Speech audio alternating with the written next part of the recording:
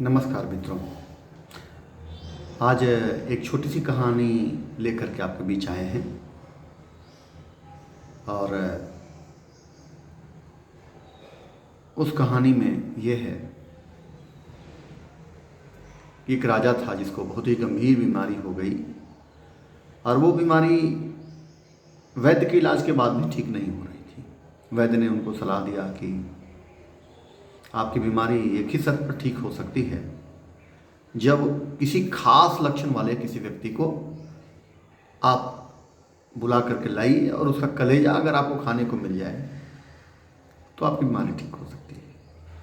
रही बात राजा की, साधारण व्यक्ति तो था नहीं, पूरे राज्य में उसका अमुक लक्षण वाले व्यक्ति का खोज होने लगा। अंत में एक गांव में एक गरीब लड़का, जो वैद्य ने लक्षण बताया था, वो मिला।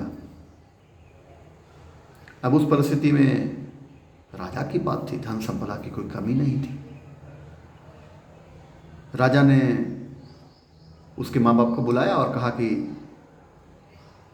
ये लड़का मुझे दे दो, मुझे इस तरह की बीमारी है, मुझे इसका कलेजा खाना है। मैं तुम्हें इस लड़के के वजन के बराबर सोना चांदी दूंगा। माँ बाप बड़े लालची थे, उन्होंने बच्चे को सोने के लालच में सौंप दिया। जो राज्य के न्यायाधीश थे, जिन पर न्याय की जिम्मेवारी थी, उन्होंने कहा कि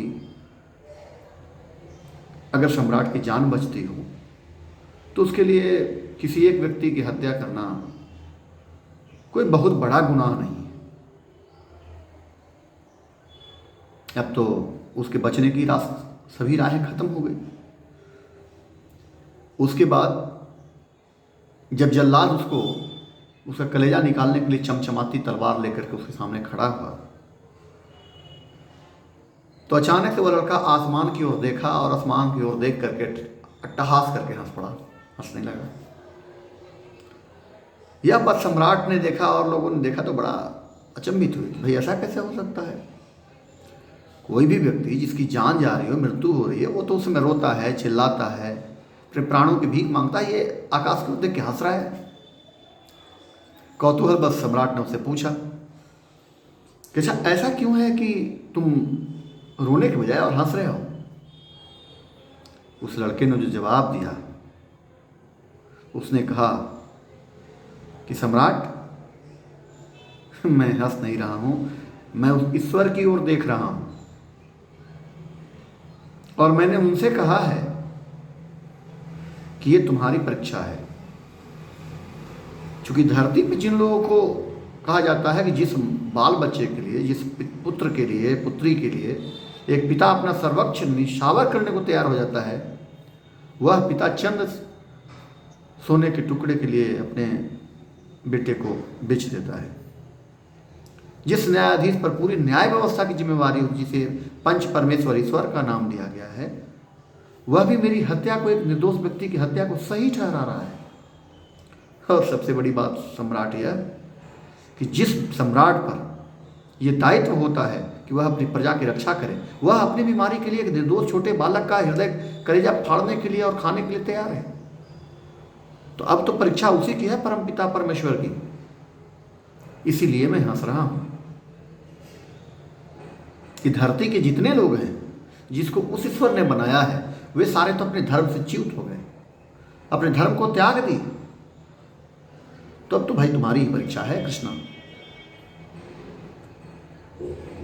ये बातें जब सम्राट ने सुनी तो सम्राट की आंखों में आंसू आ गए, उसकी आत्म चेतना जाग उठी। उसे लगा कि मैं कितना बड़ा अपराध करने जा रहा था। मैं वृद्ध हो चला हूं, अपनी जान की रक्षा के लिए मैं बालक के हृदय को खाना चाहता हूं, उसका प्राण लेना चाहता हूं। और उसको आत्मबोध हुआ और उसने अपना वो विचार त्याग दिया और बच्चे को अपने पास रखा। बाद में वही लड़का उस राज्य का राजकुमार हुआ और राजसत्ता चला।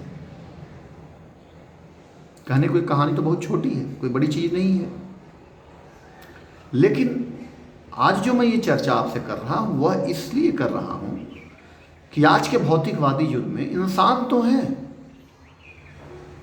हम सब कहते हैं हम इंसान हैं, लेकिन सच्चाई है इंसान है, लेकिन हमारी इंसानियत आज नहीं है।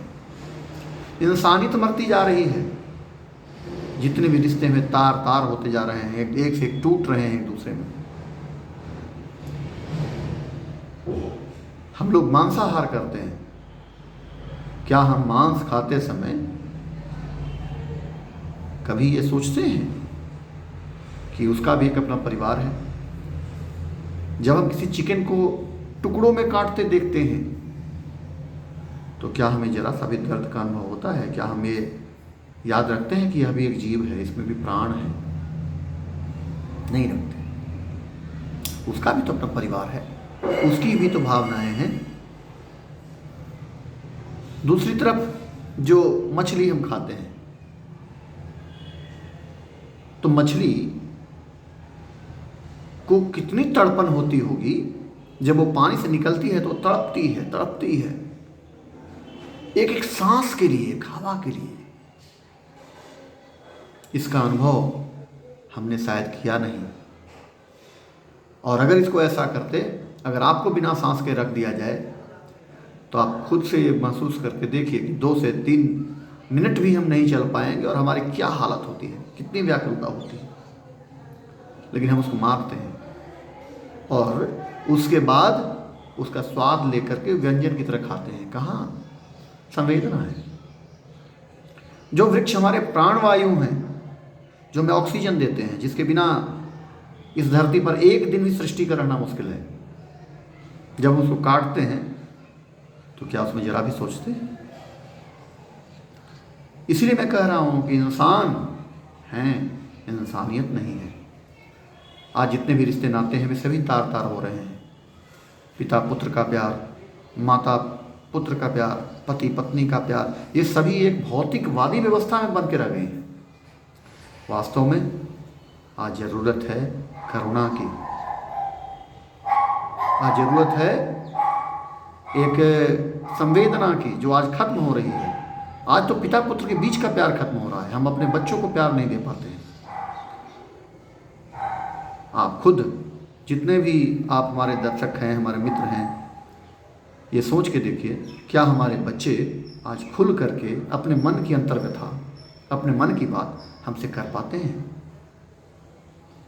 ये सभी आर्टिफिशियल हो गए, सभी कृत्रिम हो गए रिश्ते आजकल। इसको बचाने की जरूरत है, वरना आगे की पीढ़ी में कोई किसी का नहीं होगा। संवेदनाएं खत्म हो रही है।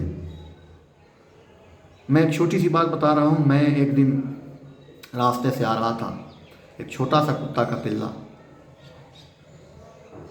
सड़क पे पड़ा था। शायद किसी तेज रफ्तार वाले बाइक वाले या गाड़ी वाले के असंवेदनहीनता का नतीजा था कि वो मृत पड़ा था। मैंने जो देखा और महसूस किया, उसकी एक माँ उस बच्चे को लगातार अपनी जिह्वा से चाट रही थी। शायद उसे एहसास रहा होगा कि वो उसका बच्चा फिर से उठ खड़ा होगा। उस माँ की ममता ये सोच रही होगी कि वो फिर से एक बार खड़ा होगा, लेकिन शायद नहीं, ऐसा नहीं हो, क्योंकि वह इस दुनिया से जा चुका था। किसी तेज रफ्तार वाले गाड़ी वालों ने उसका जो हस्र किया था, वह सदा के लिए दुनिया से चला गया था। इस घटना को बहुतों लोगों ने देखा। कहाँ हमारी संवेदना होती है? जानवर को तो छोड़ दें, अब तो इंसान भी अगर सड़क किनारे गिरे पड़े मिलते हैं। मैं कुछ लोगों की बात नहीं कर रहा हूँ जो वास्तव में अभी भी देवदूत हैं, लेकिन अधिकांश लोग उसको इग्नोर करते हैं। रक्त बहता है, मरता है आदमी, लेकिन हम संवेदनहीन रहते हैं। मैं ये कहना चाह रहा हूँ कि मानव जाति तभी बची रहेगी जब हम संवेदनशील रहेंगे। इसलिए आज आवश्यकता है कि हम सभी अपनी संवेदनाओं को जिंदा रखें और हो सके तो मांसाहार का भी त्याग करें। धन्यवाद मित्रों, नमस्ते।